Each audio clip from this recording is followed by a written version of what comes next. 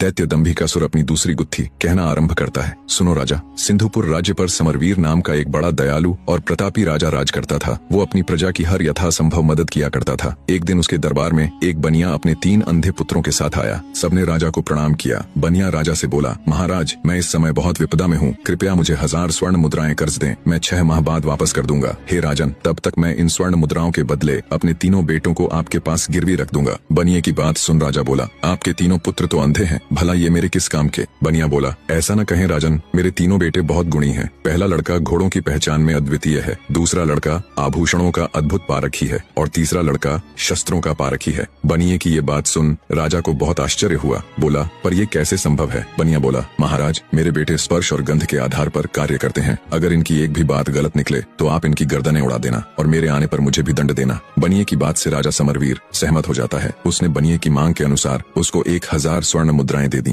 राजा ने उन 3 लड़कों के खान पान तथा रहने की उचित व्यवस्था कर दी। समय बीतने लगा। एक दिन एक घोड़ों का व्यापारी राजा के पास आया। उसने एक बड़ा सुंदर घोड़ा राजा को दिखाया। घोड़े की सुंदरता और उसकी कद काठी देखकर राजा का मन ललचा गया। वे उसे खरीदने को तैयार हो गए। घोड़े का व्यापारी बोला, महाराज, एकदम काबुली घोड़ा है, बड़ी मेहनत से आपके पास लाया हूँ, इसलिए इसके दाम थोड़े ऊंचे हैं अन्नदाता। घोड़े पर आसक्त राजा ऊंचे दामों पर भी उसे खरीदने के लिए तैयार हो गया। पर फिर अचानक राजा को बनिए के अंधे लड़के का स्मरण आया। बनिया कह रहा था, उसके लड़के को घोड़ों की अद्वितीय पहचान है, क्यों न उसे भी परख लिया जाए। राजा ने तुरंत हुक्म दिया, जाओ बनिए के बड़े पुत्र को बुला कर लाओ। तुरंत उसको पेश किया गया। राजा बोला, इस घोड़े को देखकर बताओ ये कैसा है? जो आज्ञा महाराज कह। बनिए का पुत्र टटोल कर घोड़े के पास गया और टटोलते हुए घोड़े को परखने लगा। एक अंधे को घोड़ा परखते देखकर सौदागर के साथ साथ वहाँ मौजूद हर कोई मंद मंद मुस्कुरा रहा था। भला अंधा घोड़े की क्या पहचान कर सकता है? प्रिय दर्शकों, अंधा लड़का घोड़े की क्या और कैसे पहचान करेगा वो तो आप सबको कल पता चल ही जाएगा। पर आज आप सबसे मैं 2 बातें करना चाहता हूँ। पहली ये कि कल वाले पार्ट पर बहुत से दर्शकों के कमेंट्स आए थे।